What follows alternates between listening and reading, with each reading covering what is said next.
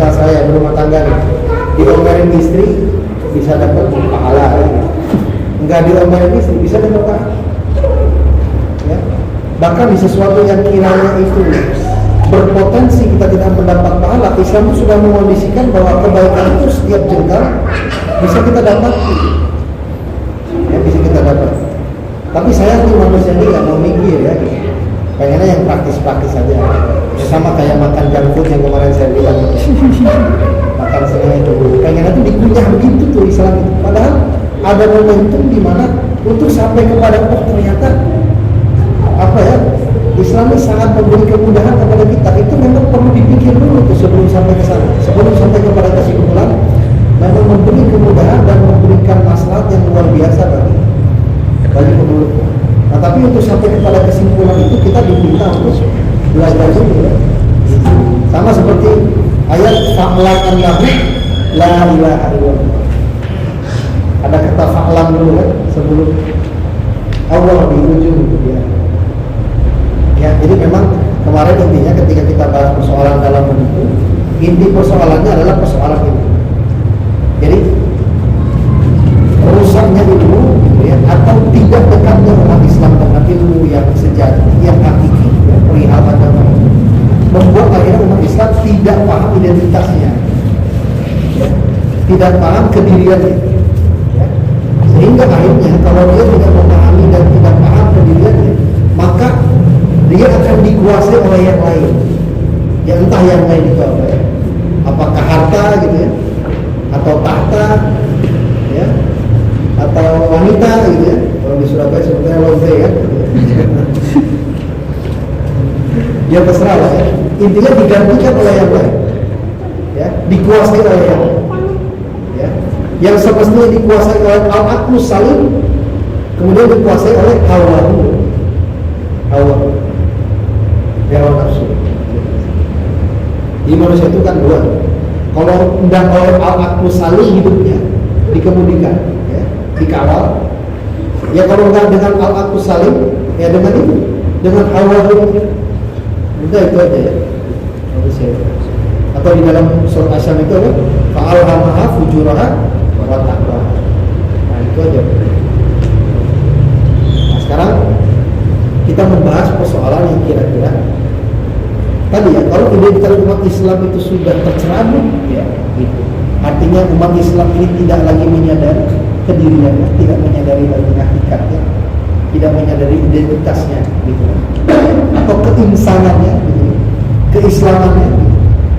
Itu maka akan dikuasai oleh yang lain ya. Nah, salah satu yang lain ini adalah yang akan saya jelaskan di sini gitu, yang akan saya jelaskan di sini, yaitu terkait dengan persoalan luar, sebab dari persoalan luar.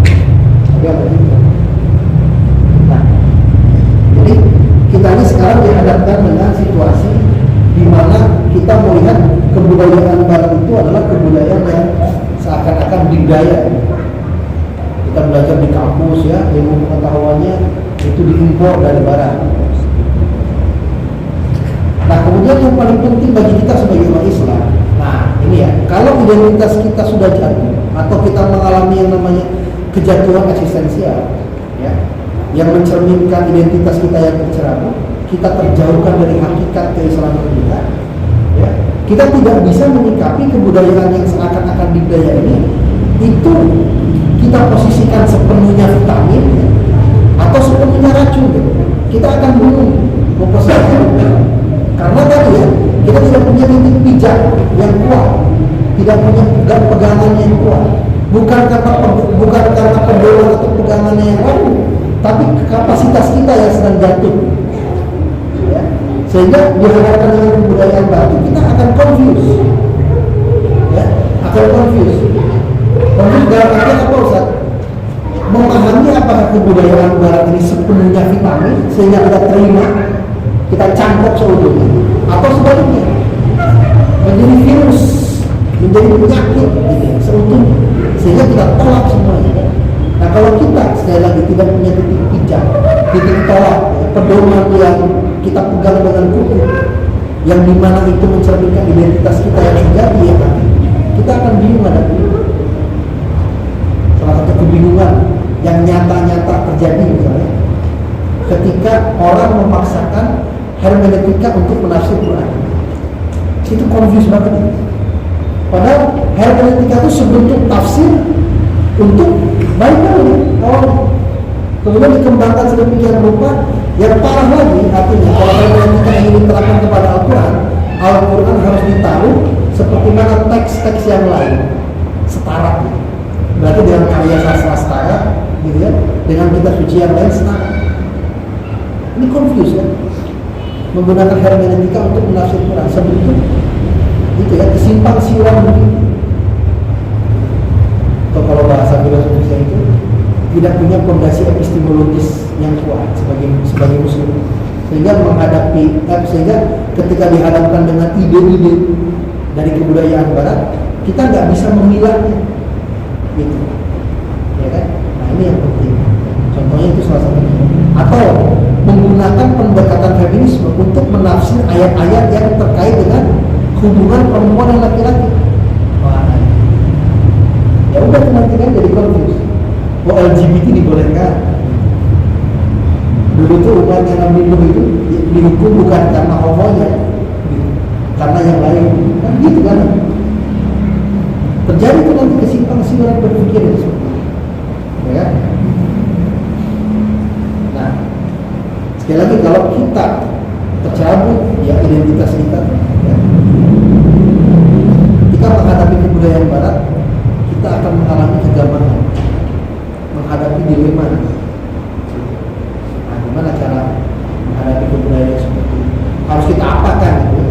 Dibejek-bejek kemudian buang ke tempat sampah, atau ditelan seperti mana kita makan vitamin C gitu.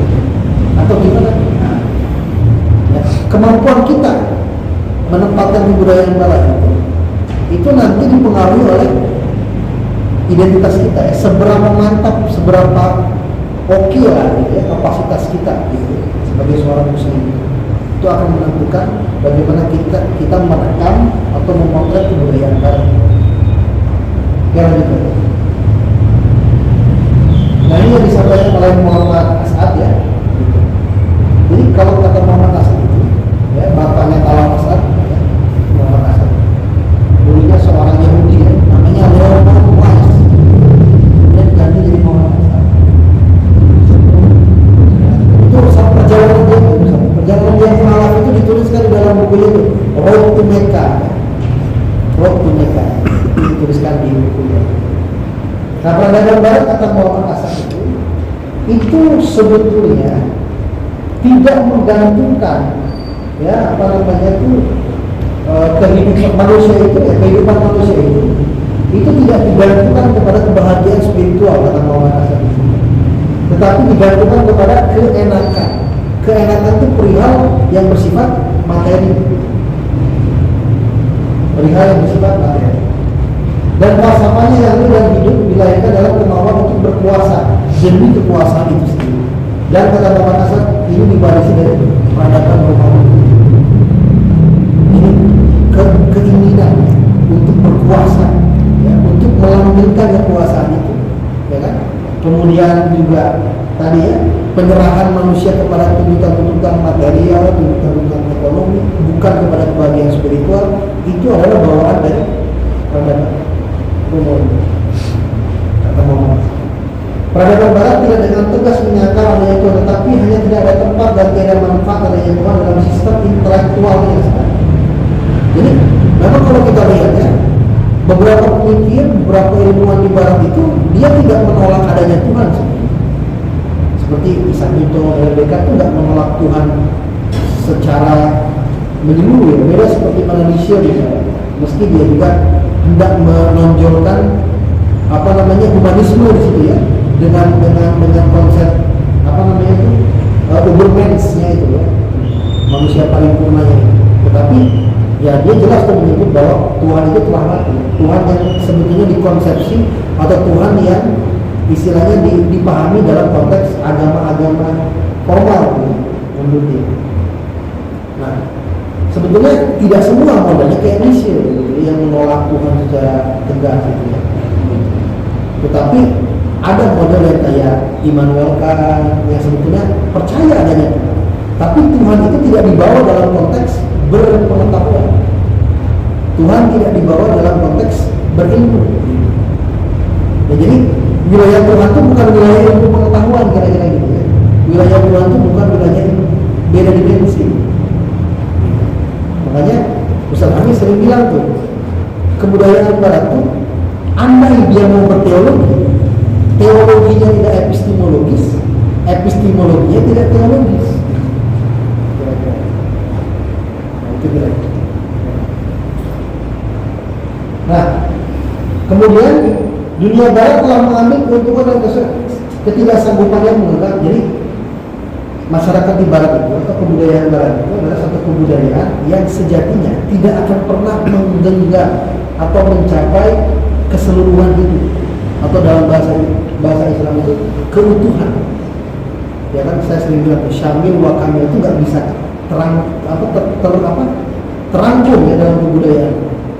Karena mereka tadi sudah memisah-misah, mengkotak-kotak, ya, mengkotak-kotakan. Nah, sehingga mereka hanya menggapai yang mereka konsepsi, tidak pernah bisa menggapai ya hakikat. Makanya saya bilang kebudayaan Barat itu adalah kebudayaan yang masih mencari apapun itu, mencari kebahagiaan, mencari Tuhan, mencari kebenaran. Mereka masih becoming, ya, kebudayaan yang becoming. Ya. Andai itu mereka merasa, oh kita sudah mewujud kok, tapi itu bukan yang sejati. Wujud itu akan berubah lagi dan berubah lagi. Gitu. Mereka mengira sudah mengkristal. Contoh misalnya modernisme ya, kebudayaan Barat modern itu seakan-akan sudah puncak. Ya kalau kata Francis Fukuyama kan sudah the end ya of civilization. Gitu. Sudah menutup gitu ya dengan liberalismenya itu. Itu sudah puncaknya. Padahal sebetulnya belum sama sekali. Yang dikatakan puncak, yang dikatakan sudah mengkristal ke dalam bentuk kebudayaan yang mereka anggap sudah paripurna, ternyata belum. Ada postmodernisme kan, gitu. Dibantah, digugat modernisme itu. Akhirnya mencari lagi bentuknya. Jadi makanya intinya kebudayaan Barat itu kebudayaan yang masih mencari. Belum sampai, belum tiba, belum jadi, masih menjadi. Menjadi itu kan menjadi. Kemudian konsepsi hidup materialisme sekali adalah pembahasan tentang Eropa terhadap kerohanian gereja yang telah kesasar dari kebenaran hidup Allah. Ya karena dulu gereja menyalahgunakan kewenangannya. Ketika gereja diamanahi oleh masyarakat untuk mengurus keseluruhan hidup ya, dari sektor ekonomi, politik dan lain-lain, justru malah disalah artikan, disalah implementasikan kewenangan. Ya sehingga masyarakat Barat mengalami trauma terhadap institusi gereja, terhadap agama Kristen juga sekaligus ya. Gitu. Jadi ada trauma yang luar biasa dari masyarakat Barat. Ya, karena kalau melihat pengakuan Paulus, ya mereka dengan statusnya sebagai vicar of Christ, wakil Tuhan, ya, Paulus itu kan wakil Tuhan. Dengan statusnya itu mereka akhirnya memanfaatkan dia untuk mengelabui masyarakat. Jadi kalau mereka berhubungan seksual di luar tuntunan agama Kristen, itu katanya, ya saya kan wakil Tuhan, apa yang saya omongin berarti Tuhan sepakat kan gitu. Kan gitu. Nah, gitu. Jadi kalau besok mau ke diskotik misalnya, mau mabukan gitu ya, nah itu ya,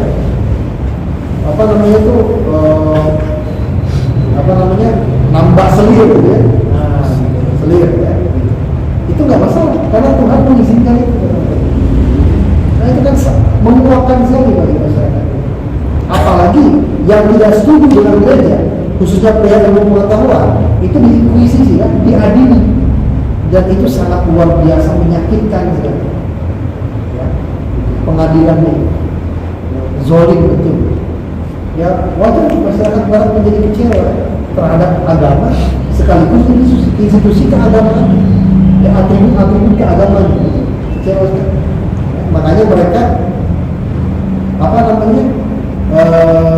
sampai atau tiba kepada era yang disebut Renaissance, di mana sekularisasi makin deras mengalir gitu, sebagai satu proses tak terpisahkan dari kehidupan masyarakat juga kan.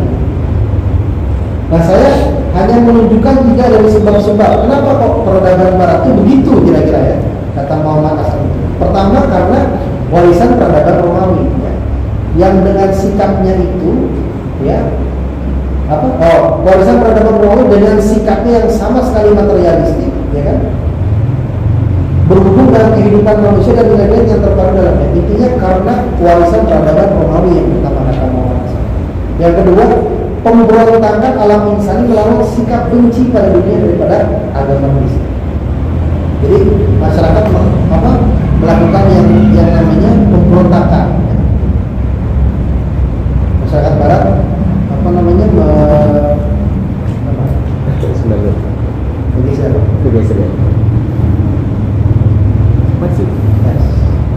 sambil itu saya teruskan aja ya. Kemudian yang kedua, masyarakat Barat tadi itu melakukan yang namanya pemberontakan, melakukan pemberontakan. Artinya pemberontakan yang dilakukan itu pertama ya, pemberontakan terhadap institusi gereja, ya, terhadap agama. Kemudian juga di dalam agama Kristen, alam semesta itu kan diposisikan seakan-akan rendah. Makanya kan peristiwa reinkarnasi Yesus ya. Jadi ketika dia kan sudah mati ya, disalib kan kata mereka gitu ya, mati disalib, kemudian dihidupkan lagi, diturunkan ke bumi. Diturunkan ke bumi itu untuk apa? Menebus dosa. Berarti diibaratkan bahwa alam semesta ini tempat berlumurnya dosa, sehingga yang kudus harus turun lagi ke alam semesta ini untuk menebus dosa-dosa. Jadi memang alam semesta ini sudah diposisikan rendah. Artinya gini, kalau kamu ingin merengkuh kekudusanmu, merengkuh kesucianmu, itu bukan di alam semesta ini, karena alam semesta ini tempat berlumurnya dosa. Jadi seakan-akan terjadi direndahkan posisinya alam semesta. Di dalam Islam itu kan imbang itu Allah memberikan gambaran tentang dunia ini, tentang semesta ini, tempat kita beribadah, kata Allah. Gitu. Ayat-ayatnya kan alam semesta ini ayat-ayatnya Allah kan. Tapi di satu sisi perhiasan dunia, melenakan, ya kan?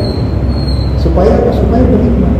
Tinggal manusia dengan jiwanya itu, ya, dengan al-aqlu salimnya itu, dengan potensinya itu, dengan kuatnya itu, bisa nggak memahami maksudnya Allah Subhanahu Wa Taala ketika menciptakan alam semesta ini? Kembali lagi kepada kita. Dan nanti kalau kita gagal, ya kan, terbukti kan ayat bukan terbukti, bukan makin ya istilahnya hadir itu ya kebenaran itu dalam kehidupan kita perihal ayat Quran, zuharul fasadu fil barri wal bahri. Yaitu karena Al-Quran sudah karena Allah sudah memfirmankan manusia ini merusak, ya jangan nyalahin manusianya dong, salahin Allah ya kan. Ya karena Allah sendiri yang bilang bahwa akan merusak, kenapa Allah diciptakan? Ya bukan begitu memahami itu kalau memahami tafsir. Makanya saya bilang jangan menggunakan pikiran khas kebudayaan Barat yang serba bebas itu untuk memahami Quran yang sangat substantif seperti ini, dan berbeda dengan teks-teks yang mereka sebut sebagai teks kebudayaan, teks sastra gitu ya, ataupun teks keagamaan. Beda Quran itu. Nah makanya kan Allah sering tuh afala tatafakkarun gitu ya, afala yakin. Nah itu zuharul fasadu fil barri wal bahri itu harus dipahami sebagai sebentuk perhatian dari Allah SWT, sebagai sebentuk ujian juga bagi kita yang dikaruniai akal. Udah tahu perbuatan itu perbuatan yang tidak semestinya dilakukan. Loh kenapa kamu melakukannya? Kan berarti ya seperti yang saya sebut ya, jatuh eksistensinya sebagai manusia itu kan. Karena perangkat pengetahuan yang Allah berikan kepadanya tidak dimanfaatkan kan? Jatuh gitu. Kayak itu wajar menang ya kan? Yang dilawan itu binatang kan? Ya, kemudian yang ketiga, karena konsepsi Tuhan yang antropomorfis, ya Tuhannya orang-orang Kristen itu kan, ya ataupun ya istilah agama yang mayoritas di Barat itu kan seakan-akan perlu dimanusiakan dan memang butuh dimanusiakan supaya terpahami kan. Makanya ada fotonya Tuhan yang orang Kristen. Ya, model-modelnya ya inilah ya gitu, jambutan gitu ya, ada pirang gitu kan, atau mungkin nanti ada yang versi dicukur gitu ya.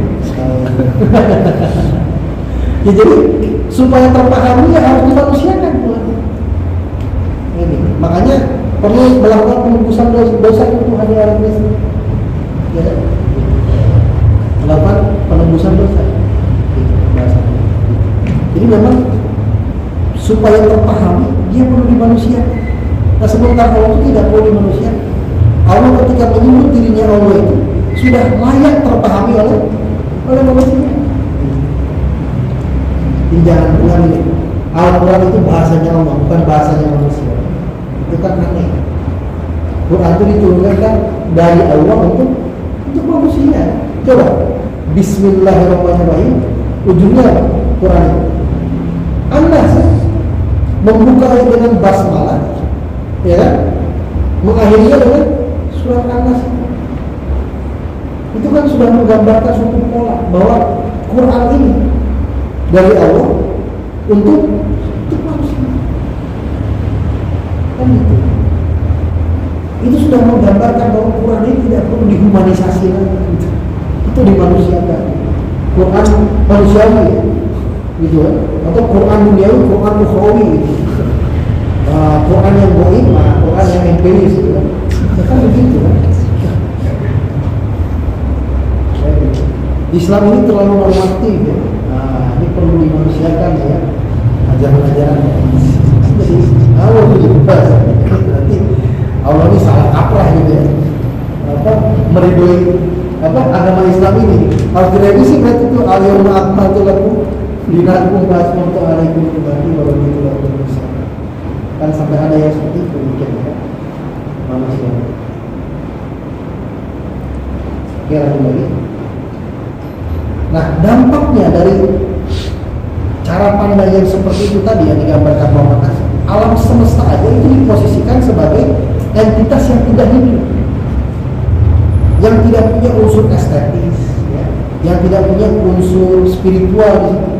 Ya. Karena akibat apa tuh? Akibat manusia memandang alam semesta hanya sekedar sesuatu yang sifatnya material ya.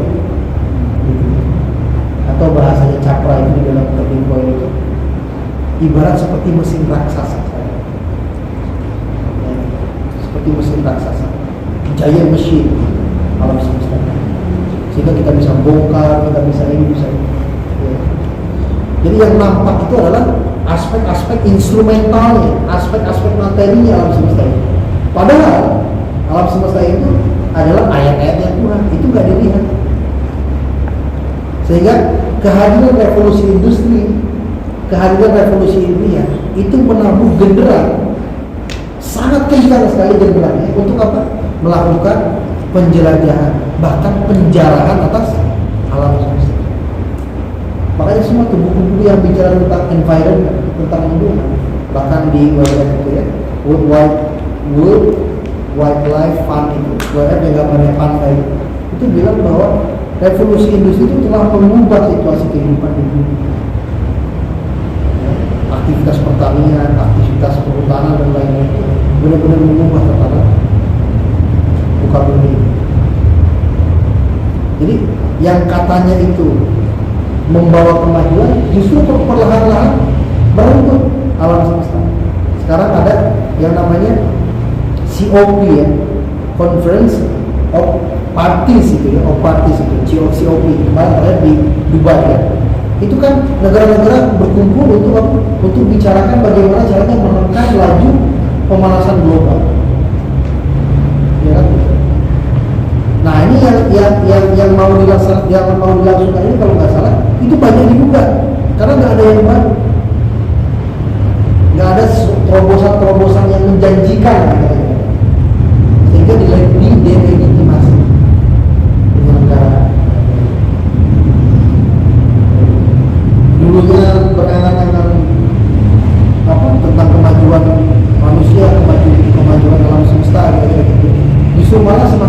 semakin merusak. Karena memang manusia itu kalau dia tidak hati-hati atas dirinya sendiri, dia akan berubah menjadi pemangsa gitu. Dia akan menekankan kerakusannya dibanding kerendahan hatinya. Dia akan lebih mengedepankan sifat fujurnya dibanding sifat takwa. Dia lebih akan mengedepankan hawa itu dibanding aku saling. Ya. Nah, apalagi kebudayaan yang pondasinya bukan agama, yang pondasinya falsafah dan saya, akan mungkin menciptakan satu atau mengkreasi suatu kehidupan di muka bumi yang destruktif gitu ya. Makanya jangan heran kalau makin panas Surabaya ini, itu adalah feedback alamiah dari alam semesta karena manusia melakukan tindakan tertentu kepada alam semesta. Feedbacknya ya kayak begini, Simo banjir gitu. Ya ini tanggul jebol dan lain-lain. Itu jangan lupa kita introspeksi. Jangan-jangan ini adalah sebentuk respon yang semestinya dari alam kepada kita. Karena tindakan kita sudah begitu merusak. Oke, lanjut. Nah, itu yang saya bilang ya.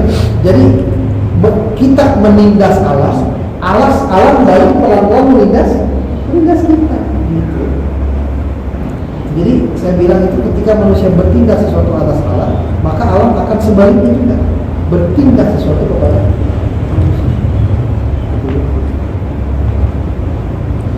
Makanya manusia itu yang katanya itu cita-cita modernisme itu menghasilkan manusia yang rasional atau melandaskan kehidupannya kepada manusia yang rasional, ternyata bukan manusia yang rasional, manusia yang instrumental, manusia yang diperalat oleh apa? Kepentingan materinya, kepentingan duniawi.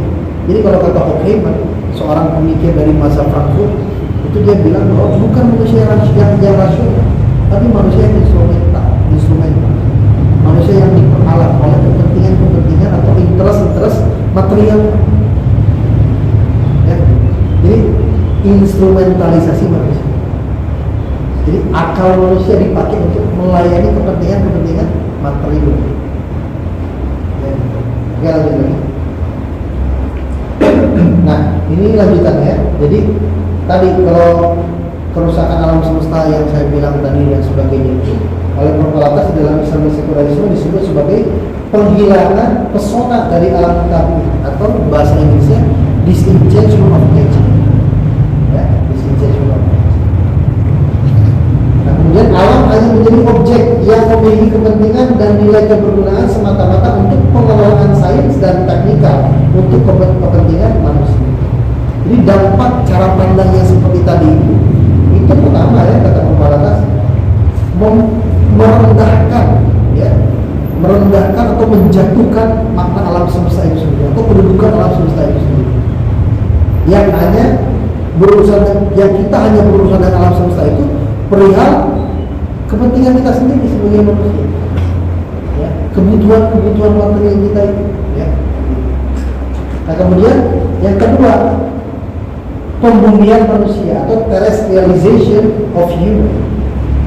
Artinya manusia dihilangkan hakikat transendennya, direndahkan dirinya dengan menafikan transendentalitasnya, yang kemudian menekankan humanitasnya yang sekuler.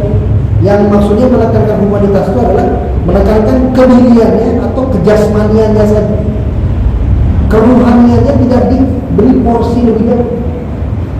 Jadi yang di-highlight oleh dia adalah jasmaniannya saja, aspek-aspek materialnya saja. Yang pada akhirnya manusia berperan sebagai Tuhan dengan ilmu pengetahuan dan falsafahnya, pelan-pelan mendudukan manusia sebagai Tuhan di muka bumi, kayak bisa ngurus semuanya.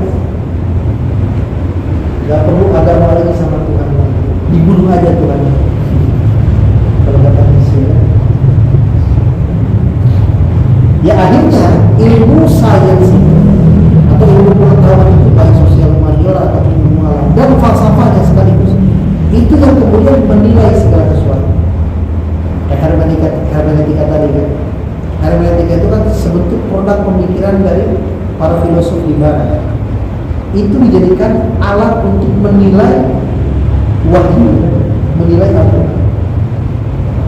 Jadi kan falsafah dan sains itu produk pikirannya manusia kan, yang semestinya dinilai oleh manusia dengan dasar penilaian yang lebih tinggi lagi kan.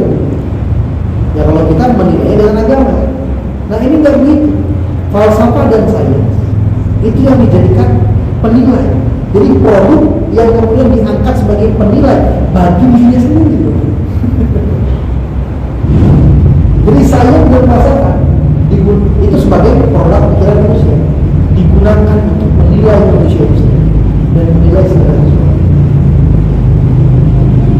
Kalau kita kan justru falsafah dengan sains itu dikendalikan oleh agama, bahkan dinilai oleh agama. Kita lanjut lagi. Maka dari itu ya, pandangan yang seperti tadi ya, bawaan kebudayaan yang seperti tadi itu akan menjadikan relasi manusia dengan alam tabi itu disharmoni. Jadi mengalami keruntuhan hubungan yang harmonis atau mengalami disharmoni. Lagi.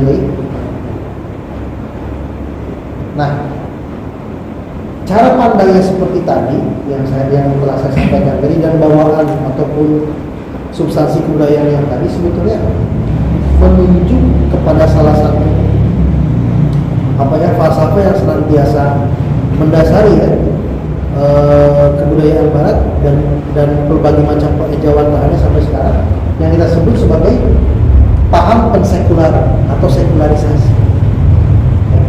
Jadi cara berpikir yang seperti mana tadi itu adalah refleksi atau cerminan dari yang kita sebut sekularisasi atau sekularisme. Jadi yang pada akhirnya itu datang kepada kita, menyapa kita sebagai kaum muslim, menyapa kita sebagai kaum muslim. Ya sekarang tinggal kita nih ya, bagaimana kita menanggapi. Kembali kepada yang saya bilang waktu di awal, memahami sebab dari persoalan adalah setengah kejayaan kita untuk memecahkan masalah. Lanjut lagi. Ya terakhir itu tentang kebudayaan Barat, ya bisa.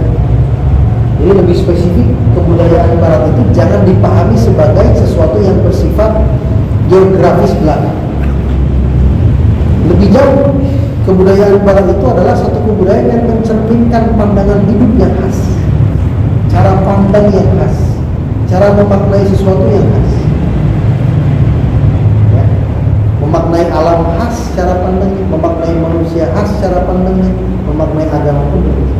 Yang terbedakan dengan cara pandang kita sebagai seorang muslim.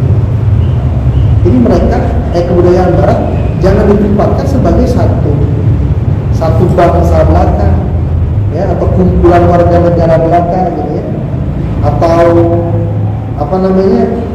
negara-negara yang bertengger di wilayah barat bumi sana. Bukan hanya itu, ya, bukan hanya itu, tetapi mencerminkan satu cara pandang terhadap sesuatu, atau pandangan hidup, atau world view, ya, mencerminkan world view, ya, pandangan alam. Ya.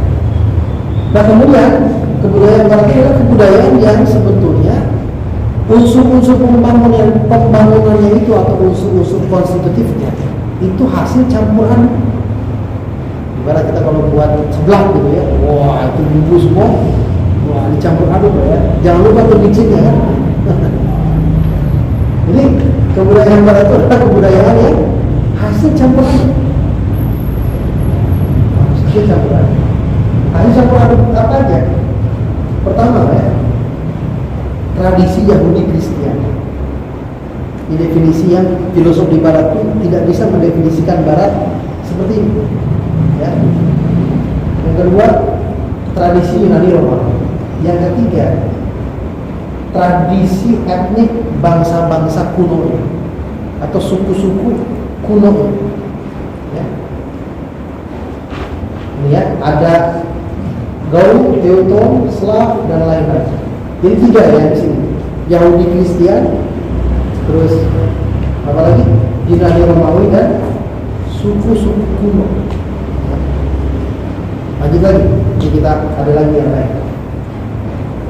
Nah, kebudayaan barat itu tadi ya, Yunani kuno oke, Romawi kuno oke. Nah, di sini ada lagi ya, cita rasa dan gerak daya bangsa-bangsa Eropa sendiri, yaitu suku bangsa Jerman, Inggris dan Prancis.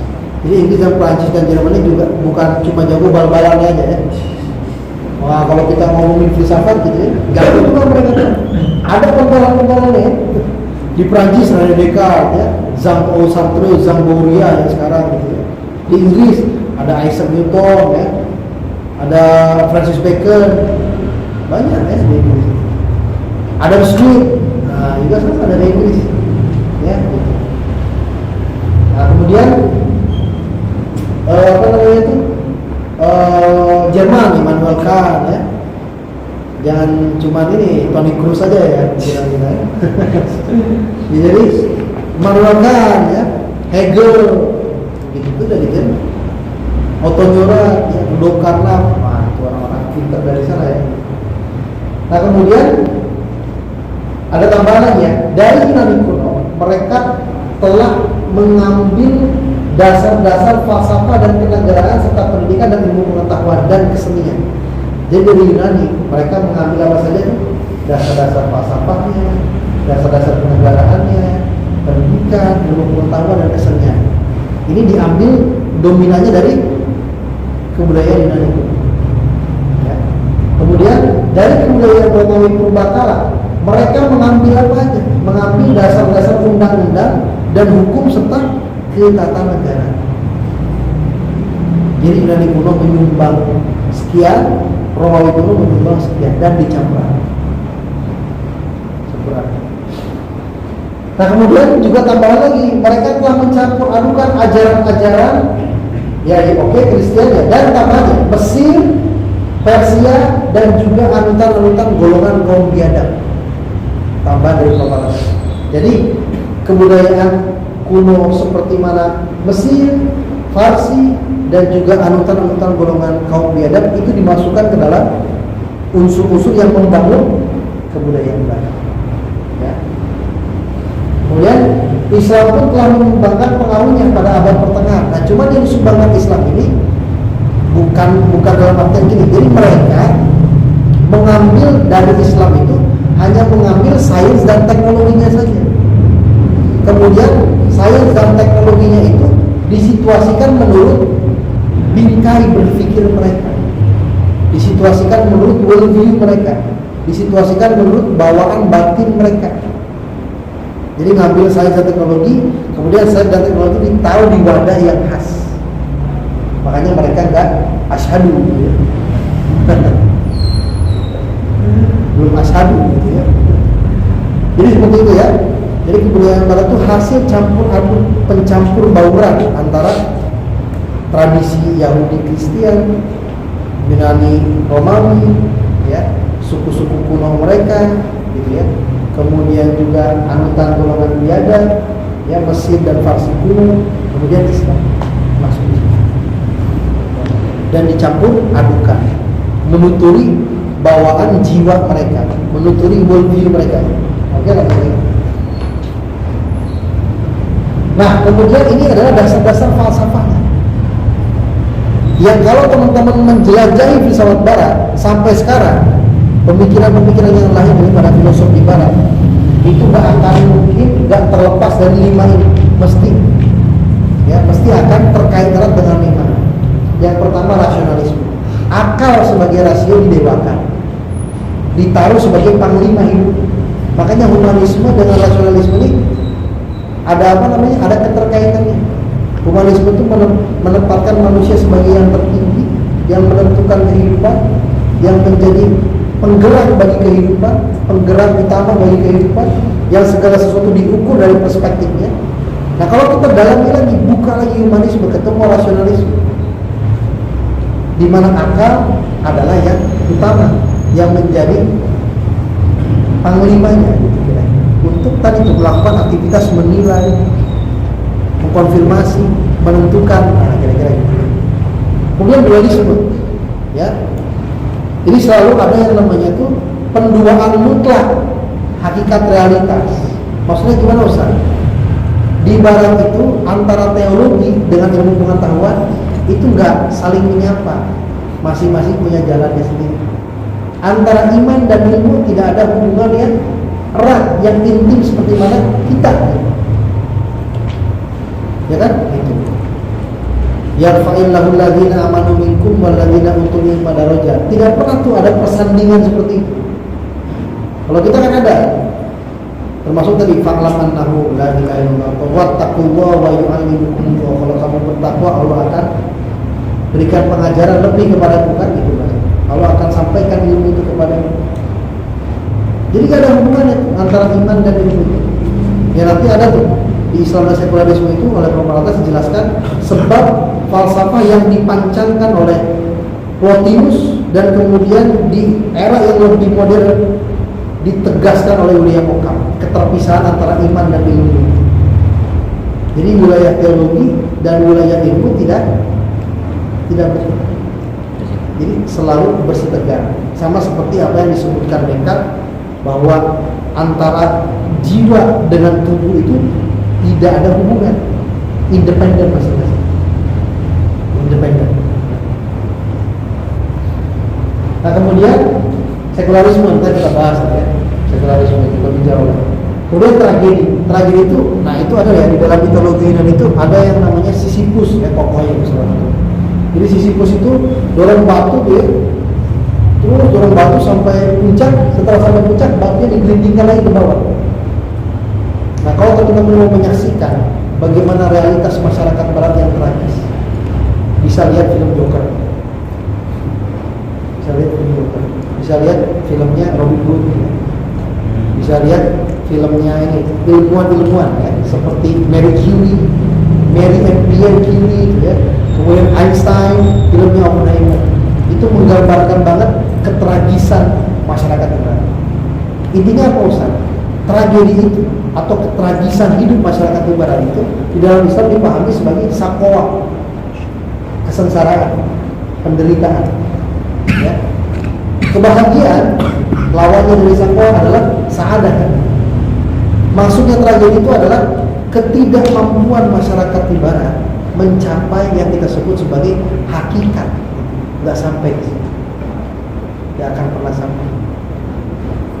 Solusinya apa? Asyhadu.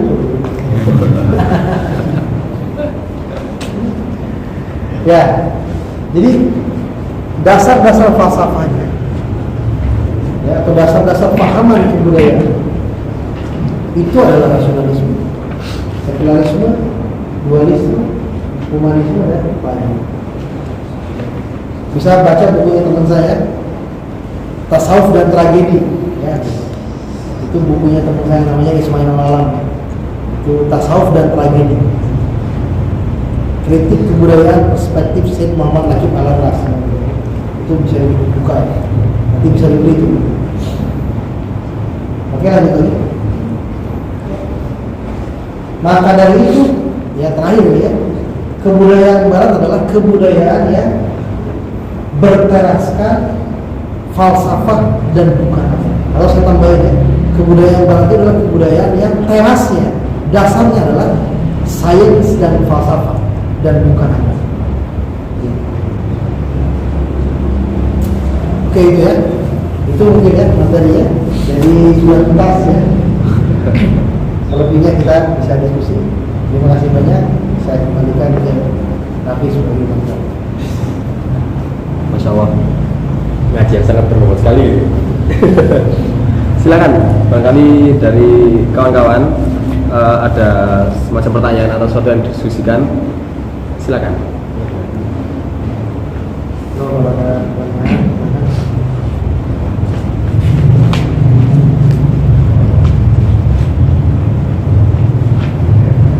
Atau saya ingin tanya dulu, Ustaz? Ya boleh. Cukup menarik, Ustaz, tentang Barat ini. Sebelumnya saya juga penggemar Barat sebelumnya. Di Barat ini emang kalau kita lihat selalu ada istilahnya evolusi baru, perbaikan baru. Tapi emang apa ya? Ini hampir mirip kayak di surat Al-Baqarah, di mana di awal Al-Baqarah inna nahnu muslihun walakinna la yashurun. Sebenarnya kami yang melakukan perbaikan, tapi justru kita sendiri yang tidak sadar, secara tidak sadar itu melakukan kerusakan. Nah, akan tapi yang saya menarik dari Barat ini, mereka melakukan islah lagi, Ustaz. Jadi setelah modernisme, mereka melakukan perbaikan diri lagi, ada postmodernisme. Ketika rusak lagi, juga pasti akan ada perbaikan lagi. Seperti halnya Max Horkheimer tadi. Kalau saya ini kan mazhab Frankfurt yang mengkritik Barat juga dari neo-marxisme itu. Nah, itu kan juga ada islah lagi. Nah, itu bagaimana, Ustaz? Itu islah apa kritik tuh? Beda tuh islah sama kritik. Islah itu bahasa kita. Yang istilahnya itu hasilnya itu kesalahan nanti. Nah, itu kan bahasa kita. Ini masalahnya ini kesalahan apa enggak dari hasilnya? Bukan. Kalau mau lebih tepat bahasanya jangan itu, tapi gerak dialektis yang lebih tepat itu. Seperti mana yang disebut Hegel, tesis, antitesis, sintesis, terus kayak gitu. Jadi wajar memang begitu ya, tesis ada antitesis ada terus begitu gerakan, gerak dialektis untuk terus menerus budaya Barat ya, yang akhirnya tetap dikambing ya, bukan islah dalam perspektif kita. Kalau islah itu hasilnya mestinya manusia yang soleh ya, yang makin jumlah gitu lah ya. Ini kan jalan panggang dari api ya, gitu kira-kira. Jadi tidak tepat ketika kita pahami bahwa postmodernisme adalah perbaikan kebudayaan Barat, bukan menurut saya. Itu sebentuk gerak dialektis yang belum usai, terus menerus gitu. Ya, itu. Jadi kritik demi kritik terus dilancarkan, kan? Tesis dihantam lagi antitesis, kemudian terbangun lagi sintesis, ya, terus menerus begitu. Pertanyaannya, dengan gerak dialektis begitu, sampai nggak kita kepada kebenaran? Atau bahasa Hegel, sampai nggak kita kepada ruang absolut? Tidak sampai. Itu. Tidak akan sampai. Di tesisnya Fukuyama sendiri kan, bahwa demokrasi ini puncak dari sintesis tadi. Jadi kalau misal ada istilah kita dari mana atau Liberalisme lah, gitu ya liberalisme itu. Memang bukan demokrasi itu memang bukan sesuatu yang sempurna, tapi yang paling mungkin. Jadi saya lihat tadi dari beberapa kenapa Barat ngambil Yunani, kenapa Barat ngambil Romawi, dan kenapa Barat juga mengambil peradaban lain sebelumnya. Entah mungkin karena saya salah, mohon koreksi ya. Karena mereka mengambil kenetralan. Nah, kalau misal Yunani kan netral ya, kan agama, atau Romawi juga netral otomatis. Kemudian Islam mereka cuma ngambil sains dan pengetahuannya. Tapi kalau misal diambil seagama-agamanya maka jadi bentrokan. Jadi kalau misal satu peradaban itu epistemologinya dibangun dari misal ada Kristen, ada Islam, ada beberapa agama, maka nggak bisa berdialog dengan enak. Jadi diperlukan kenetralan barangkali begitu. Sehingga demokrasi tadi mewadahi kenetralan supaya kita bisa berdialog bersama. Iya. Menyebut Barat itu netral, itu sudah tidak netral. Ya, berarti sudah ada apa ya? Sudah ada kacamata gitu, atau sudah ada ukuran. Pertanyaannya ukuran netral apa? Tentu Raffi sama saya akan beda tuh, memahami ukuran netral. Makanya saya bilang ketika kamu menyebut tadi itu netral, sebetulnya kamu sudah tidak netral, gitu ya. Ya kan? Karena memang hakikatnya itu ya, realitasnya nggak ada sesuatu yang netral itu, menurut saya. Nah kadang gini, makanya kadang tuh yang jadi kurang bagus tuh gini. Kalau kita menyebut netral itu positif, kalau kita menyebut tidak netral itu negatif kan. Nah ini kejahilan manusia ini kan, yang seringkali membuat sesuatu yang semestinya tidak perlu dikesankan begitu, dikesankan begitu. Padahal ya, yang netral itu kan perihal ukuran sebetulnya kan. Dan kalau kita tinjau secara lebih jauh, tidak benar-benar terlepas dari apapun kan.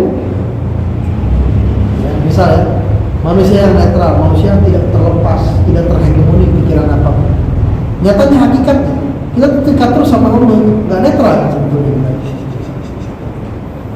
ya, terikat dengan takdirnya kan, terikat dengan takdirnya tuh, terikat dengan kodok-kodoknya kan, nggak pernah terlepas. Makanya kebebasan dalam perspektif Islam itu kan bukan tidak terikat kepada apapun kan, ya, kan gitu kan, bukan tidak terikat kepada apapun, itu disebut bebas kan, bukan. Kan nanti konsep kebebasan dalam Islam itu kan pakai kata ikhtiar kan? Makanya kebebasan dalam Islam itu identik dengan tauhid sebetulnya. Kalau bagi saya, identik dengan tauhid. Semakin murni, ya, tauhid kita itu, keyakinan kita kepada Allah itu, semakin kita bebas. Ya. Jadi semakin kita membebaskan dari belenggu yang membuat hubungan kita dengan Allah itu terhalang, terus semakin kita bebas. Kan gitu kan kebebasan tadi. Ya kan? Makanya akan berhubungan dengan ikhlas juga. Gitu kan. Makanya para sufi itu, para ulama itu kan semakin tidak terikat dengan dunia semakin bebas ya. Nah,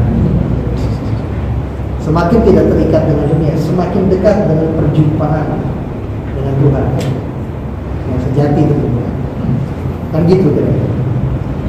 Jadi mungkin itu ya. Dan kemudian demokrasi juga bukan satu paham yang netral. Dia paham yang istilahnya punya konsepsi yang khas. Ibaratnya punya epistemological belt ya, gitu. Punya keketatan epistemologis juga ya. Makanya kan musyawarah itu bukan demokrasi kan gitu. Ya, permusyawarah itu kan bukan demokrasi. Kan gitu. Dan juga demokrasi tidak serta-merta bisa kita injek-injek atau tidak bisa kita jadikan sarana atau medium, juga nggak begitu kan. Makanya kita kan harus bersikap bersikap tengah-tengah di sini kan, dalam artian tidak serta-merta mengatakan tidak ada fungsinya, tidak ada perannya, juga sebaliknya tidak serta-merta mengadopsi dia secara kan utuh kan. Makanya Soekarno aja bilang kan bukan demokrasi liberal, demokrasi Pancasila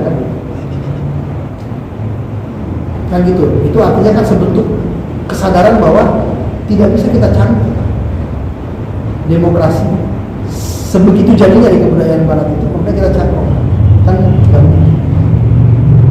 Jadi sebetulnya kembali lagi kepada netralitas tadi, itu tuh perihal ukuran. Tinggal ukurannya apa kan. Sama nanti kalau kita bicara netralitas ilmu ya, nanti kapan lah ya kita ngobrol di masalah ini. Itu nanti juga akan ketemu ukuran sebenarnya.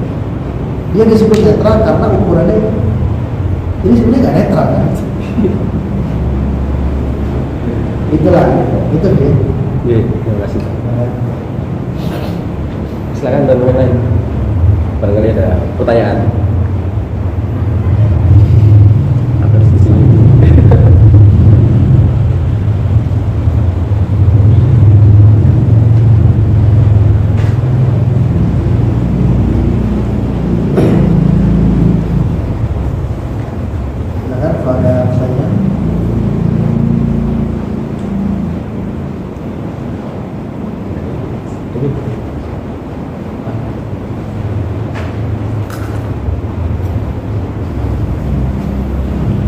Tapi bisa ya, bisa nangkep ya, bisa memahami. Iya. Ya, silakan.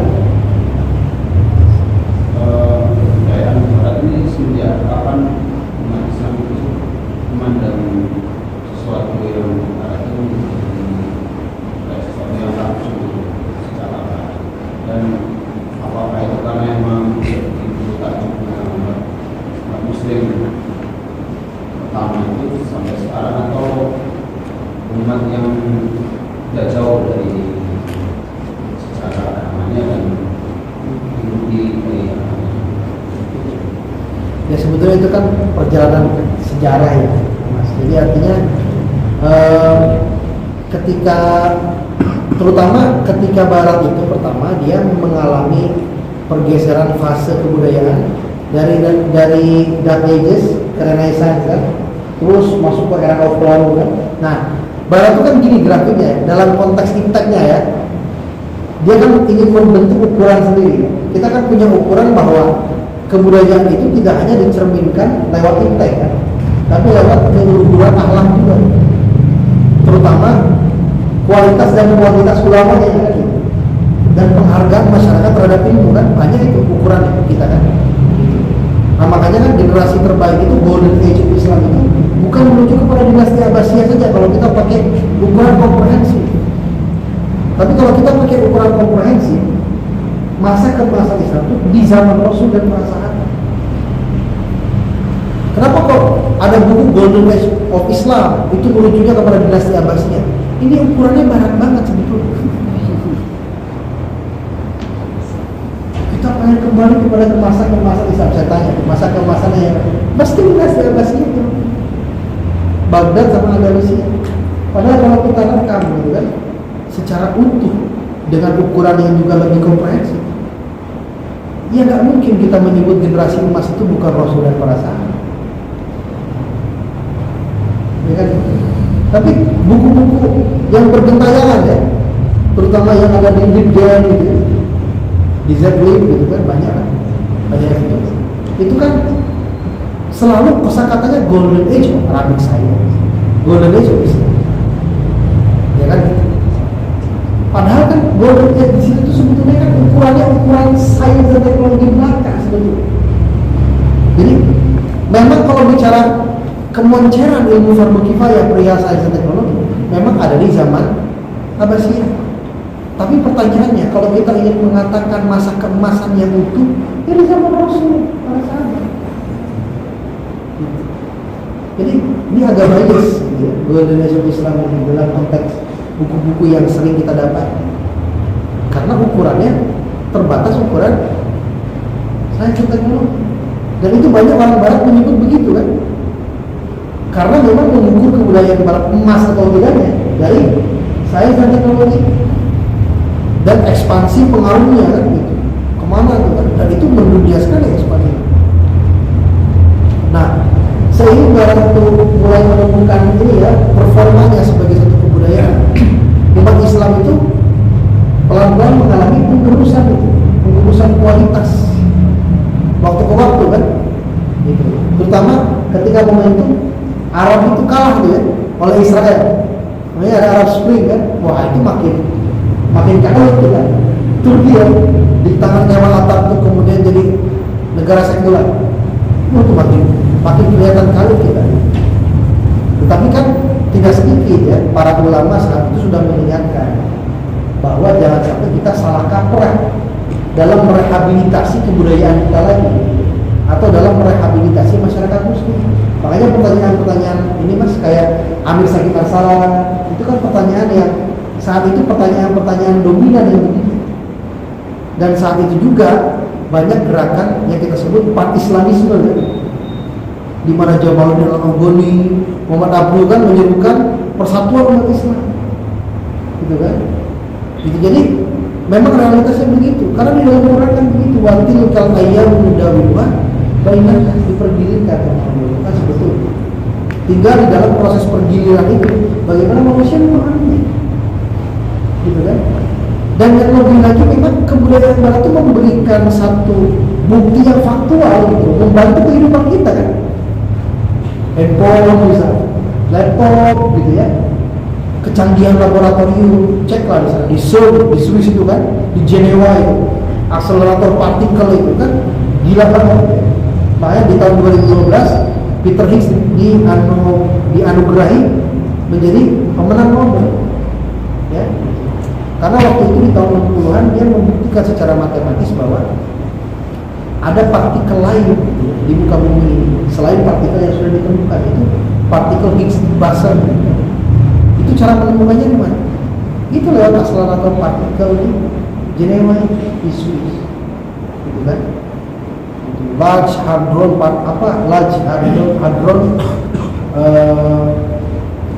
LHC Collider, Large Hadron Collider. Jadi membangun terowongan sedemikian rupa panjang di bawah tanah gitu kan, untuk menemukan partikel yang tadi, makanya disebut God particle gitu ya, partikel Tuhan, gitu kan penemuan itu Higgs boson, ya, partikel Higgs boson, si Peter Higgs yang menemukan.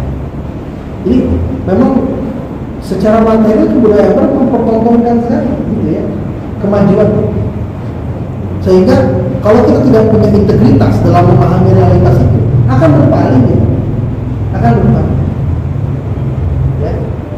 Dan keberpalingan itu menunjukkan kerendahan hati. Misalnya suami ini ya, atau istilah istri selingkuh dari suami karena suami perihal materi sudah tidak lagi jaya seperti mana dulu. Ketika dia bilang dan ketika dia melakukan perselingkuhan, satu sisi bisa dianggap rasional, satu sisi dianggap satu sebentuk perendahan diri itu, karena dia mengukur yang ultimate dan yang menentukan adalah hal yang sifat jasmani. Padahal hakikat di dalam Islam yang jasmani mengikuti panduan dari yang rohani. Dibagi-bagi. Makanya kebudayaan barat itu kebudayaan yang sangat mempertontonkan keelokan jasmani, keelokan materi, dan manusia sangat mungkin bisa terjerumus itu, terutama umat Islam salah satu bisa terjerembab sih, karena butuh yang material, apalagi masalah makan kan ya. Makanya Abdul ketika ke Prancis bilang kan, yang kemarin saya sampaikan itu di sini. Saya melihat Islam di Paris tapi tidak melihat Muslim. Saya melihat Muslim di Arab tetapi tidak melihat Islam. Ini perihal yang sifatnya sederhana saja. Umat Islam tidak bisa menjawabkan ajaran-ajaran, khususnya perihal yang sifatnya estetis, prosedural, gitu ya, tidak bisa dijawabkan. Begitu mas.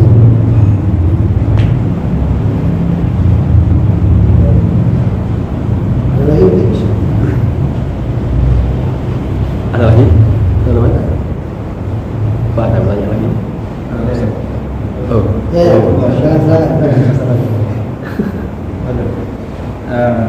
ini saya ada dua pertanyaan. Yang pertama kaitannya dengan tadi kebudayaan barat kan salah satunya mungkin diadaptasi dari kebudayaan Mesir. Mesir ini sebenarnya yang diadaptasi dari Mesir itu apakah Mesir pada saat sama-sama mungkin kalau di pas masa Renaissance mungkin dalam kurun waktu yang sama Mesir saat itu di dalam masanya Abbasiyah. Nah, jadi yang diadaptasi apakah Mesir pada saat fase Abbasiyah tersebut atau Mesir kuno yang masih di bawahnya Romawi atau yang, karena kalau mungkin diadaptasi dari Mesir terus nanti mungkin ada kisan-kisan ya. Ya sebetulnya ya Mesir kuno sebetulnya pasti dipahaminya Mesir kuno. Yang saat itu kalau kita merujuk kepada kenabian dalam konteks Islam gitu ya, itu yang milahnya Nabi Musa, milahnya Nabi Nabi Ibrahim dan lain-lain itu banyak disalahpahami kan? Banyak disalahpahami. Nah, seperti itu. Jadi nantilah kita cerita tentang apa itu din dan milah. Nanti ada momennya kita bicara tentang konsep agama ya, bicara tentang din dan milah. Milah itu ada potensi disalahpahami. Artinya milah Ibrahim itu ya kalau mengikuti Nabi Ibrahim pun kamu selamat ya. Tapi nyatanya pasca Nabi Ibrahim atau pasca nabi-nabi yang ada di dalam Islam itu menuntaskan tugasnya ya, itu ajarannya kan banyak yang disalahpahami ya, banyak yang disesuaikan dengan cita rasa masyarakat di sini, disesuaikan lagi. Jangan kan gitu ya, yang dekat-dekat aja lah ke masa Nabi Muhammad ya, Nabi Isa gitu kan, ajaran aja banyak diselewengkan, ya kan? Nah, makanya sekarang bertanya itu, ini Kristen yang ada sekarang ini koalisi ulang juga. Ya tentunya bagi kita tidak demikian. Dan inti dari milah semua itu, milah Ibrahim, Hanifah dan lain-lain, milah Nabi Musa dan lain-lain, itu intinya mengajarkan tauhid dan mengabarkan kenabian Nabi Muhammad. Kalau kamu tiba di masa itu, ikuti Nabi Muhammad, kan gitu kira-kira. Ya, kira-kira gitu lah. Jadi menuju ke sana. Nah, panutan kaum biadab gitu ya, golongan kaum biadab kan gitu maksudnya. Gitu. Ya, silakan. Saya mau tanya, dari mana sih kita menjadikan kalau suatu budaya itu maju? Kita lihat seperti hanya perkataan Muhammad Abdul, saya melihat sekarang ini, tapi tidak lihat. Saya pernah membaca suatu bilang dari orang Mesir. Dia menyebutkan bahwasanya padahal itu di Prancis itu tindakan kriminal itu termasuk yang tinggi. Jadi itu dari mana kita melihat terlalu kemajuan suatu budaya? Iya. Kalau saya boleh sebut ya, itu keselarasan antara yang rohani dan yang jasmani. Jadi selaras antara rohani dan jasmani. Kalau bahasa kita kan antara iman, ilmu dan amal itu selaras, gak ada gap. Kan gitu kan mesti. Nah kenapa saya bilang itu di zaman Rasul dan para sahabat masa keemasan itu? Karena apa?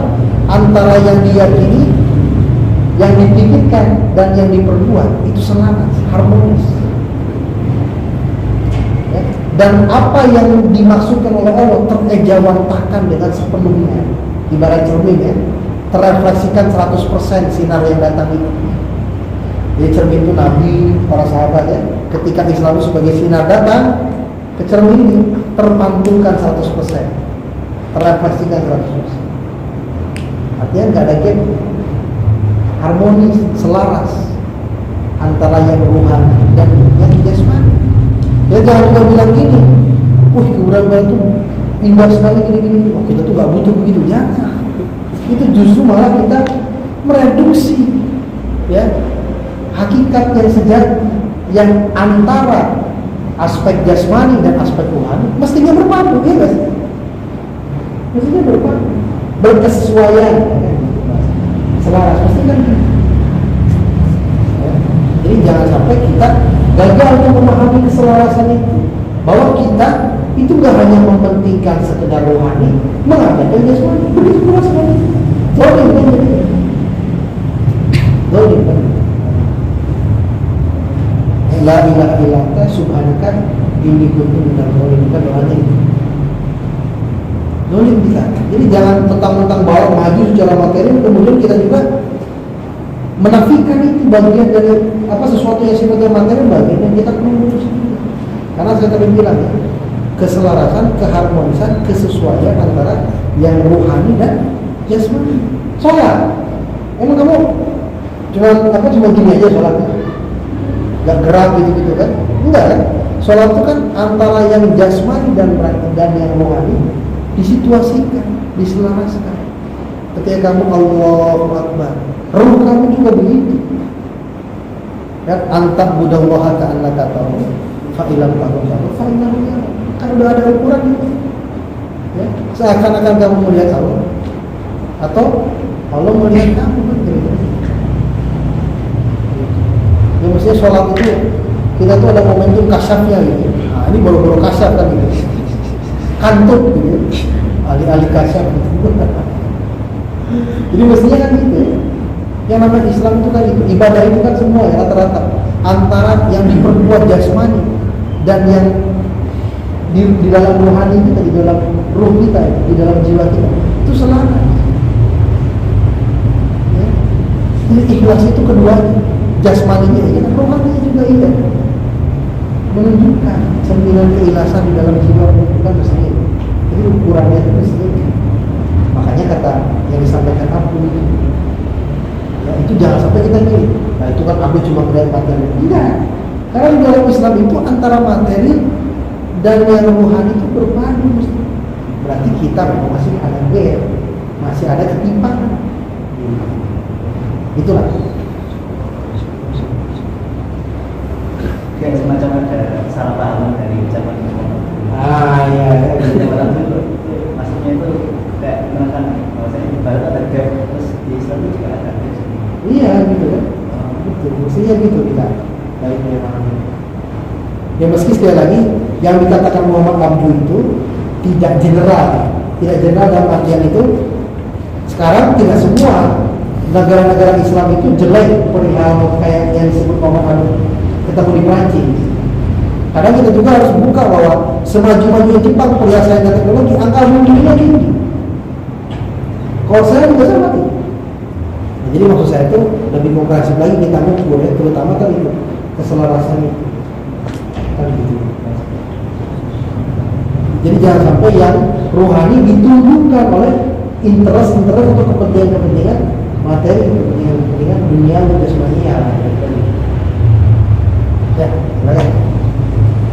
Tadi kan dijelaskan bahwasanya Nabi Muhammad itu merupakan bentuk pengejauhan apa yang dimau Tuhan, apa yang dimau Allah. Nah, pertanyaan saya, apakah kemudian ketika Nabi Muhammad itu nggak ada, maka begitu pun dengan peradaban Islam itu nggak bisa kembali ke peradaban yang paripurna? Kalau nggak bisa kembali, Ya, benar-benar yang paripurna gitu, karena bentuk pengejauhan tadi juga nggak ada. iya. Sebenarnya kalau di dalam isyarat Nabi Muhammad itu kan mestinya itu kita itu gini lah ya, kita tidak serta-merta perlu meneguhkan hasil yang sama seperti mana yang diraih Nabi Muhammad dan para sahabat, karena profil manusia beda.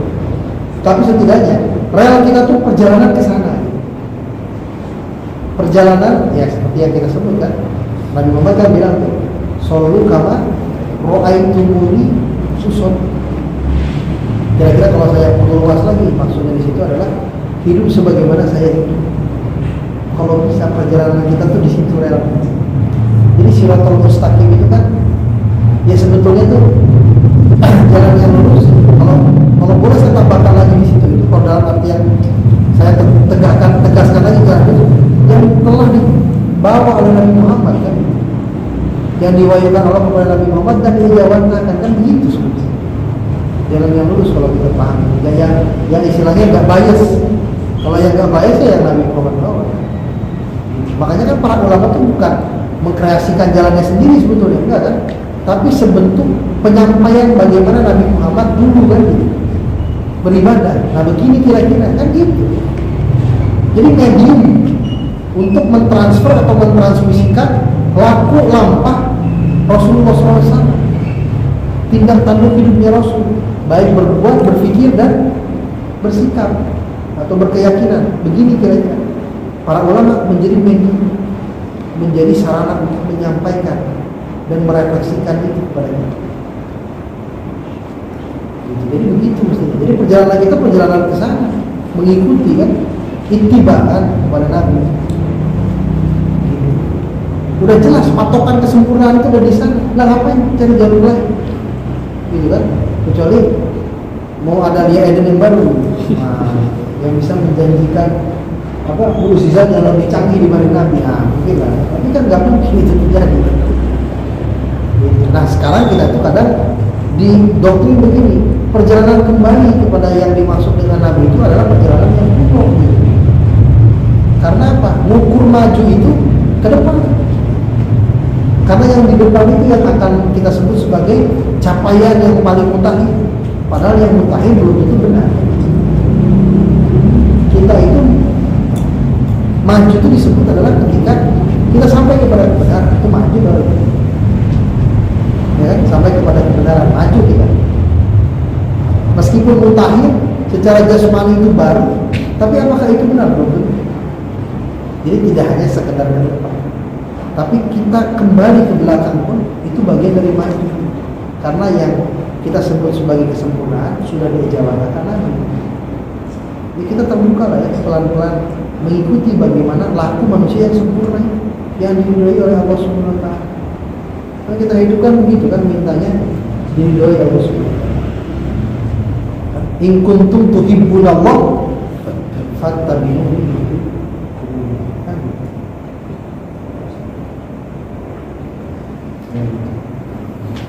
Nggak ada buktinya gitu ya, para ulama itu Gus Dur gitu ya, kemudian Kiai Haji Hasyim Asy'ari, Kiai Haji Ahmad Dahlan, nggak ada yang tersesat, nggak ada yang paripurna, nggak ada yang nggak menyicipi keparipurnaan hidup dengan dengan mengikuti Islam.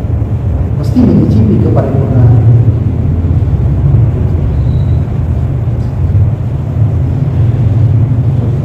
Ya, silakan.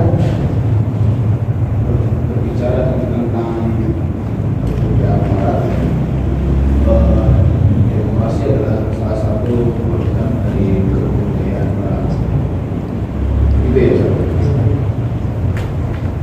Apakah ketika umat Islam itu berjuang di demokrasi itu, apakah itu sesuai dengan sunnah Rasul, atau apakah kita bisa berharap bahwa yang dinamakan sama ini dakwah ke demokrasi itu apakah ada harapan untuk bisa sukses? Karena setahu saya belum ada seperti di Mesir, kaum muslimin dari awal sampai sekarang belum pernah Ya, mendapatkan kejayaan melalui sistem ini. ya. Gimana komunikasi? Pertama, kita harus menyadari bahwa demokrasi ini tadi sudah saya bilang sama Raffi, itu punya sebentuk epistemological belt, gitu ya. Jadi kayak sabuk epistemologis yang khas. Artinya dia bukan lahir dari dia bukan suatu konsep yang lahir begitu saja. Artinya tidak vakum historis, ya. Mesti ada nilai-nilai yang istilahnya nyangkut di situ di dalam konsep demokrasi. Makanya Soekarno kan bilang ini bukan demokrasi liberal tapi demokrasi Pancasila. Berarti ada sebentuk pemilahan makna dari demokrasi itu kan. Nah, kita ini jangan sampai tadi itu ya, menganggap keseluruhannya salah, kemudian menganggap keseluruhannya jadi vitamin. Jangan gitu. Caranya adalah melakukan filtrasi, melakukan penyaringan, gitu kan? Nah, termasuk istilah demokrasi. Pertama itu. Yang kedua, demokrasi ini jadikan apa nih? Prinsip apa sebentuk sarana tadi? Dan yang paling dan ini juga kekeliruan ya. Integritas sistem politik kita itu apa? Demokrasi katanya kan? Demokrasi yang gimana? Ini yang kadang tidak terjelaskan. Demokrasi Pancasila. Kelakuannya enggak Pancasilaisme itu apa? Kok ngaku demokrasi Pancasila?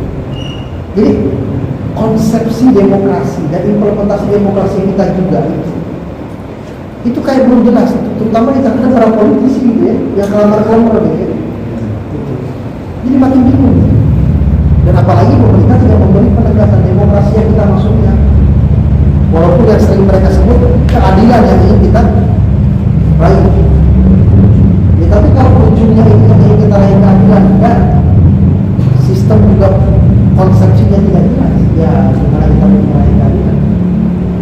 Makanya kritikan teman-teman HTI ada benar juga ya, ketika mungkin ditimbulkan. Tetapi juga realitasnya sekarang masyarakat kita kan begini realitas, gitu ya. Terus diminta seluruhnya bisa kita meninggalkan demokrasi, sistem kehidupan. Pertanyaan kita kan siapa yang jadi khalifahnya? Kalau yang jadi khalifahnya Pak Ismail Yusanto banyak orang yang bilang gitu, ya kan? Nah, makanya sekarang kembali kepada manusia itu prinsip-prinsipnya tidak dibawa dalam kontestasi politik, dalam sistem politik itu prinsip yang gimana dulu. Ya. Makanya saya bilang demokrasi jadi keset aja lah kalau dalam posisi saya. Kemudian sistem politik kita, cara kita berpolitik dan lain-lain itu menyesuaikan nilai dan prinsip yang kita bawa. Kalau kita sebagai muslim, ya tegakkan prinsip keadilan, prinsip musyawarah dengan sebenarnya. Kita memperjuangkan itu ini, gitu kan? Makanya kan, ya tetap kita tetap di naungan demokrasi. Nah, naungan demokrasi yang begitu akibat dari kondisi manusia, kondisi eksistensial manusia. Gitu. Sebenarnya bukan itu ya sih. Memang manusianya ragu sih, gitu ya. Model kapitalisme di manusianya kan. Gimana caranya memperluas kapital yang saya punya. Makanya banyak orang yang nyari duit di politik kan. Jadi memang sudah sistem demokrasinya begitu, belum terkonsepsi dan tersistematisasi dengan baik. Ya, alih-alih mencapai keadilan, Kemudian realitas para pemangkunya, para penyelenggaranya mengkhawatirkan. Makanya saya bilang sama teman-teman kita, kamu jangan menghantam sistem demokrasinya, ya, yang memang ada permasalahan. Kalau kita mengatakan bahwa dia memang sistem yang ataupun konsep yang muncul dari budaya barat, tapi situasi masyarakat kita ini, jiwa-jiwa manusia yang menjalankannya ini yang harus berbeda. Kalau nggak bisa. Sistemnya khilafah. Ini kalau manusianya kayak Jokowi misalnya, atau kayak Gibran gitu, tabrak sana sini. Yang nanti sama sistem dia aja. Ya kan orang Indonesia ini ada lampu lalu lintasnya ditabrak di Surabaya ini. Ya kalau bisa membuat alternatif yang lain, buatlah alternatif yang lain.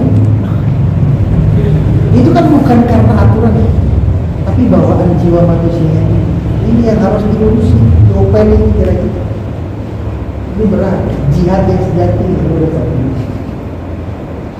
Dan kalau membenahi manusia, jangan pakai perspektif hierarki. Itu kacau, ya.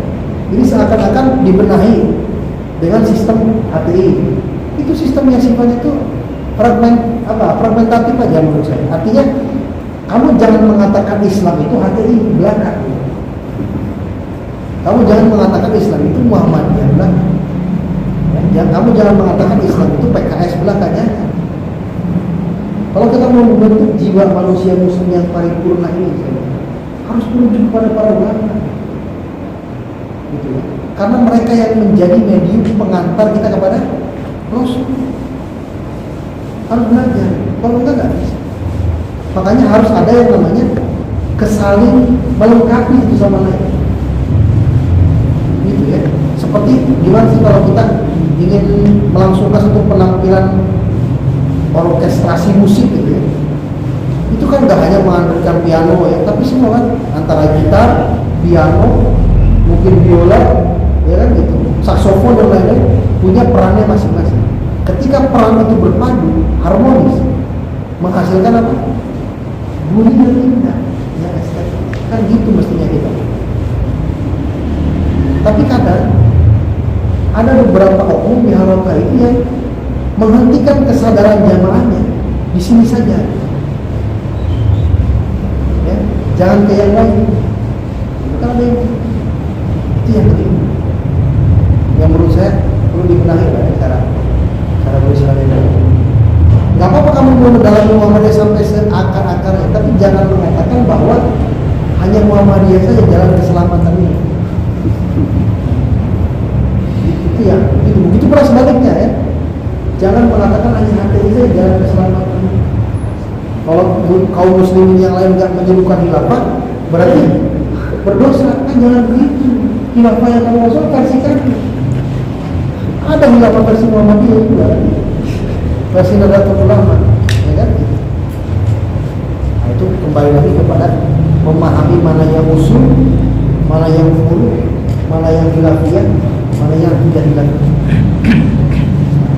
Itu deh. Gagal memahami itu, udah buyar.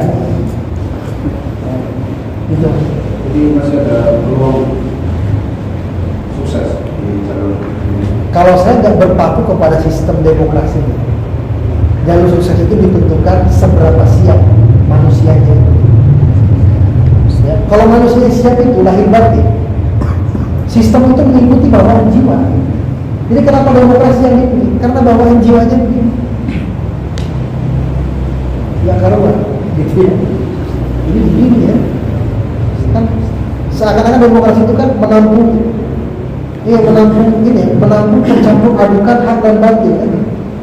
Walau talbisu hak dan batil, ada orang gitu kan. Demokrasi menampung itu. Percampur adukan antara yang hak dan yang batil.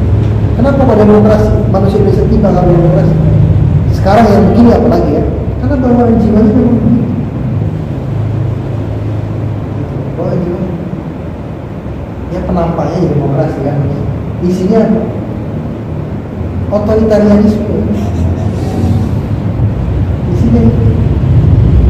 Isinya kapitalisme kan, jiwa yang merongrong untuk memperluas kapitalnya. Sudah. Jadi demokrasi itu penampang aja, isinya ya begitu.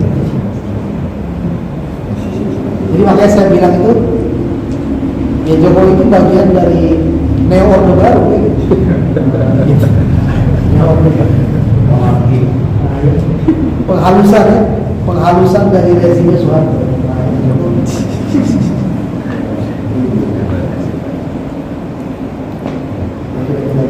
Nah, tapi kita berterima kasih ya kepada Jokowi yang melarang kita sholat, yang melarang kita puasa.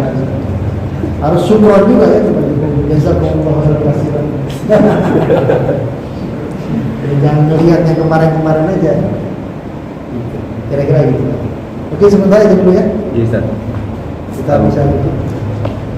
Baik, terima kasih atas pertanyaan diskusinya teman-teman, mas-mas. Cukup menarik dan cukup berbobot juga bahasan kita hari ini. Dari kita bagaimana menentukan pandangan Barat, bagaimana kita mengetahui apakah Barat ini sepenuhnya vitamin yang baik, apakah Barat ini sepenuhnya buruk, dan kita bisa tahu bagaimana duduk masalahnya, kita bisa filtrasi. Kita juga tadi belajar tentang epistemologi Barat, cara pandang Barat, juga Barat sebagai kebudayaan. Insya Allah kedepannya kita akan teruskan diskusi ini, kajian ini, terutama kita mulai membedah buku Mishkan, ya. Ya, nanti silakan dibuat dulu Pak ya. Di sistem yang kemarin itu teman-teman satu persatu membedah topik-topik di Mishkan ya. Nanti diobrolkan dulu. Oke. Untuk informasi lebih lanjutnya terkait diskusi minggu depan, 2 minggu depan akan kita bahas grup juga. Sebelumnya terima kasih Ustaz sudah memberikan banyak ilmu pada malam ini. Akhirul kalam, syukur alaikum jami'an. Assalamualaikum warahmatullahi wabarakatuh. Waalaikumsalam. Nanti dibahas di grup aja, di luar grup. Kita bahas di grup. Foto dulu ya.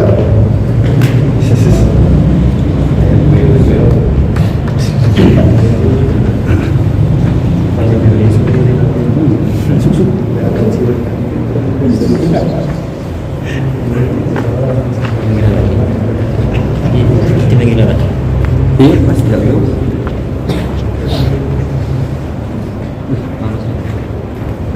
Pas bener.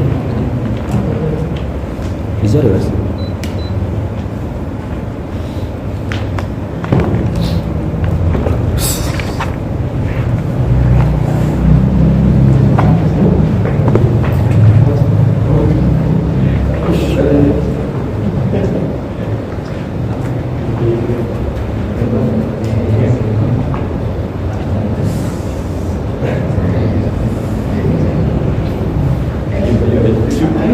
Ya di mana? Sudut atau oh ya.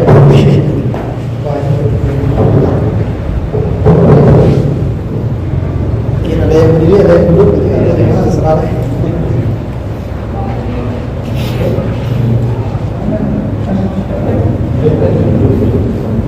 Ada yang duduk mungkin di depan sini biar lihat.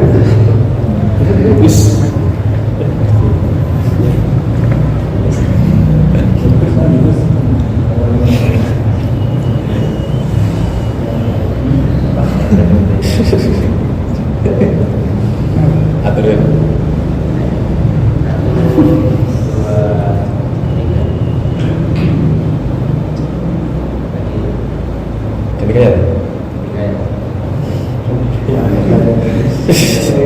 Kayak mana?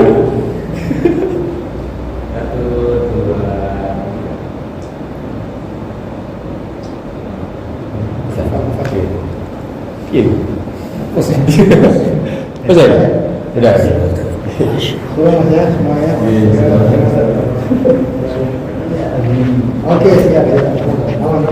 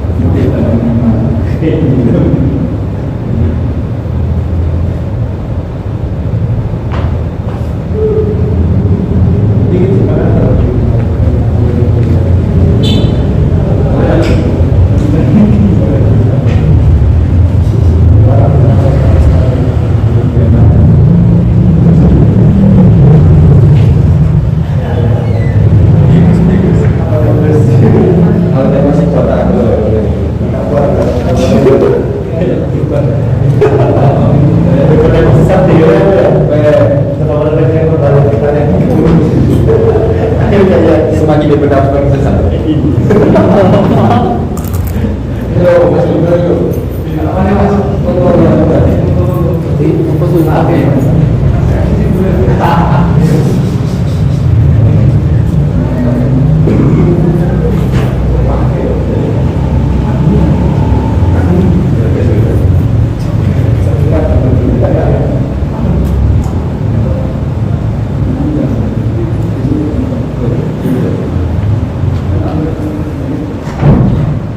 Jadi belum ngerti apa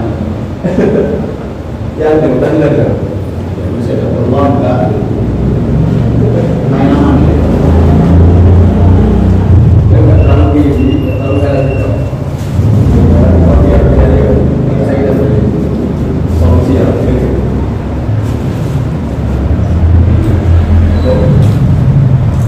Ya menurut antum gimana?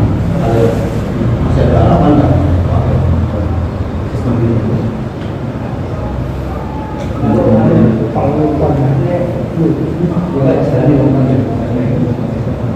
Setelah mungkin banget dia nggak tahu, dia masih mau mungkin tak karena sekarang sama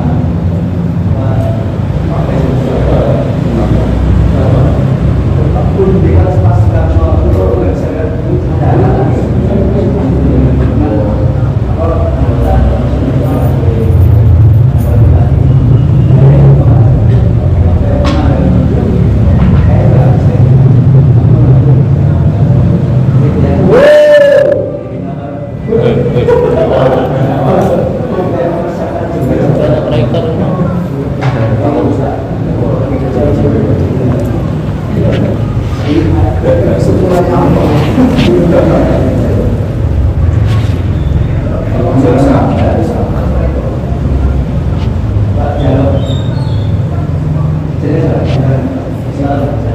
Enggak, harapan ada harapan. Bukan mafia, harapan. Harapan. Tapi bukan pasti itu harapan. Masih ada peluang. aku sebenarnya ada apa berarti lebih apa ya digitalnya gitu kita ada digital jadi setiap zaman itu berubah upaya lebih baik kalau ada salah lihat dari model kan rusak banyak perusahaan alam dan sebagainya itu jadi kan begitu rusak tapi ada kritik yang membuat model itu dibikin berjalan itu yang lebih bagus model nah model tadi itu sudah kritik lagi dengan tokoh-tokoh pada nah sebenarnya ya klinik punya teori bahwa nanti suatu hari ada semacam absolut dari yang jadi apa ya perusahaan-perusahaan itu akan jadi satu yang paripurna. Nah kalau kita lihat sekarang banyak dari negara Eropa yang itu mulai mengenal Islam yang banyak mualafnya mulai lebih banyak mualaf daripada yang masuk Kristen dan yang lain jadi ada usaha ke sana jadi akan ada suatu hari mungkin saya akan ada suatu hari puncak dari kita tadi itu ya kembali ke fitrah Islam tadi. Jadi emang yang diperbaiki ini bukan langsung praktis mengubah negara atau praktis menjadi lebih dan lain, tapi diperbaiki jiwa-jiwa manusia. Sama dapat dari generasi. Saya kira panjang ya. Nah, itu sih. Ada apa mungkin ada. Aku suka kalau ada harapan. Kalau nggak ada harapan, terus nggak usah itu sih. Coba-coba dari itu. Benar ya. Lari. Kita kembali ke negara belum satu dan yang katanya bos kita diperbaiki sebenarnya lebih ke masalah tentang semacam ke masalah manusia dulu.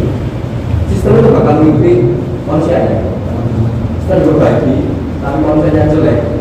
Sebaik-baik sistem kan nggak apa kalau orangnya jelek ya nggak ada tujuan.